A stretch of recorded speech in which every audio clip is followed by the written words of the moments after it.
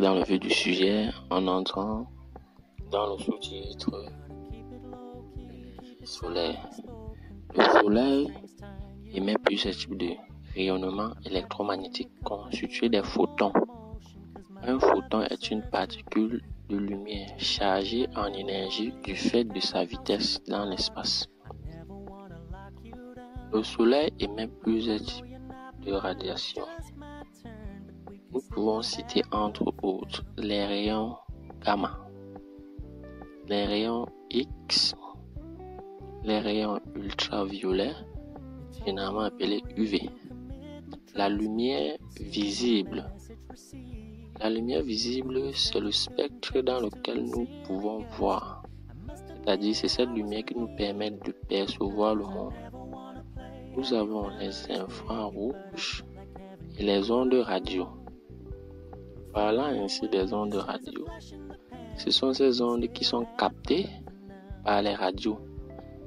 Donc, ce sont ces ondes qui sont captées et qui nous permettent de recevoir les informations émises depuis les stations radio. De tous ces rayonnements, il est à noter que seuls les infrarouges sont des rayonnements calorifiques, c'est-à-dire qui veulent produire de la chaleur, entre autres de l'énergie.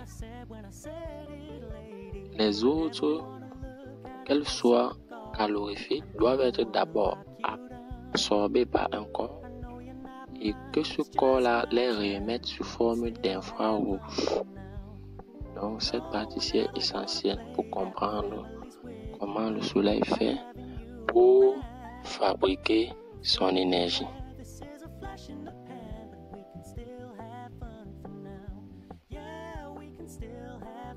Donc, concernant l'origine de l'énergie solaire, tantôt a été dit que les scientifiques ont épilogué sur deux hypothèses.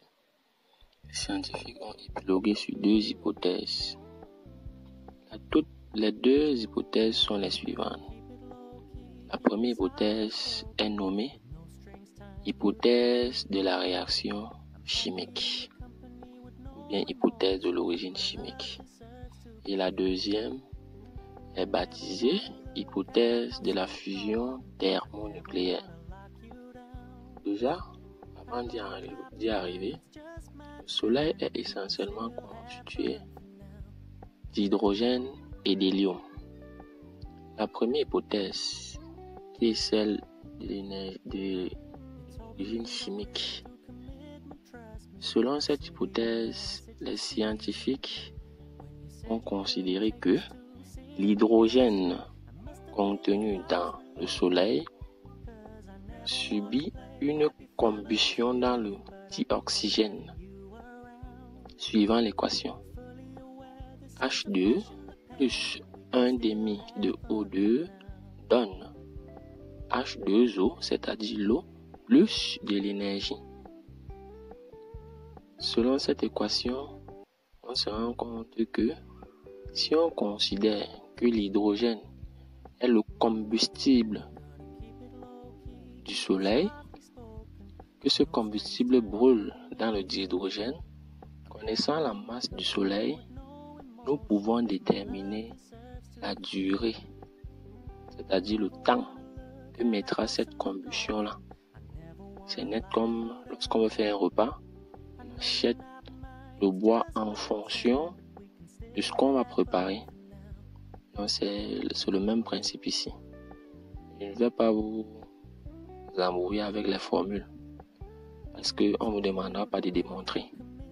Ce qu'il faudra retenir, c'est que l'hypothèse de l'origine chimique émise par les scientifiques donne la durée de vie du soleil à 2600 ans.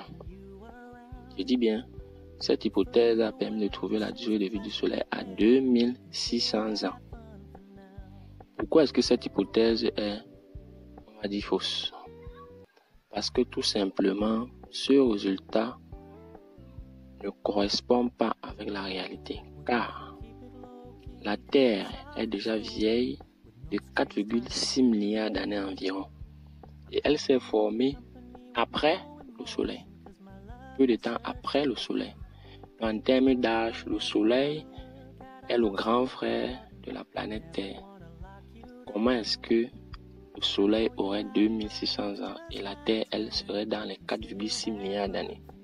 Raison pour laquelle 2600 ans ne saurait être l'âge du Soleil. Cette hypothèse est donc révoquée. Elle est fausse. Passons à la deuxième hypothèse. L'hypothèse de l'origine thermonucléaire. Déjà pour cette partie, il est à noter que dans un QCM, est-ce qu'on va vous demander quelle est l'origine de l'énergie solaire? L'origine de l'énergie solaire provient des réactions thermonucléaires qui se déroulent au cœur du Soleil. Je précise au cœur du Soleil. Selon cette hypothèse, 4 noyaux d'hydrogène fusionnent. C'est pour ça qu'on parle de réactions thermonucléaires. Ce sont les noyaux d'hydrogène. 4 noyaux d'hydrogène fusionnent pour donner un noyau d'hélium avec libération d'énergie. Puisque nous sommes avec les élèves de la D, l'équation de fusion thermonucléaire est la suivante.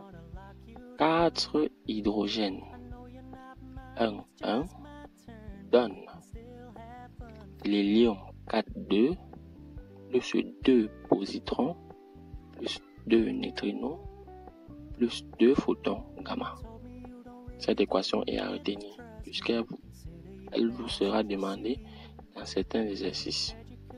Maintenant, connaissant la relation de Einstein E égale à mc carré, on peut calculer ainsi l'énergie libérée par le Soleil.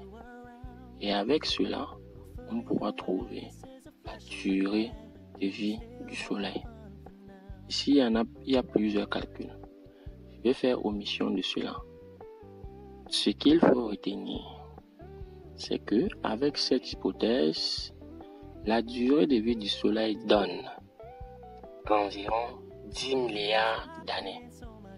J'ai dit 10 milliards d'années. Vous conviendrez avec moi que selon les deux hypothèses, voici celle qui est la plus crédible. Donc, l'hypothèse de la fusion thermonucléaire est juste. Et on conclut que l'énergie solaire provient des réactions de fusion thermonucléaire qui se déroulent au cœur du Soleil. Et la Terre a déjà vécu près de 5 milliards d'années, ce qui signifie qu'elle pourra encore briller environ 5 milliards d'années. Donc, ça c'est ce qu'on peut retenir dans la première leçon. Et vous voyez que c'est pas trop compliqué.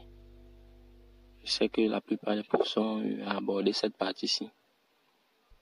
Donc, pour la suite, on va voir le devenir du rayonnement solaire que reçoit la planète Terre.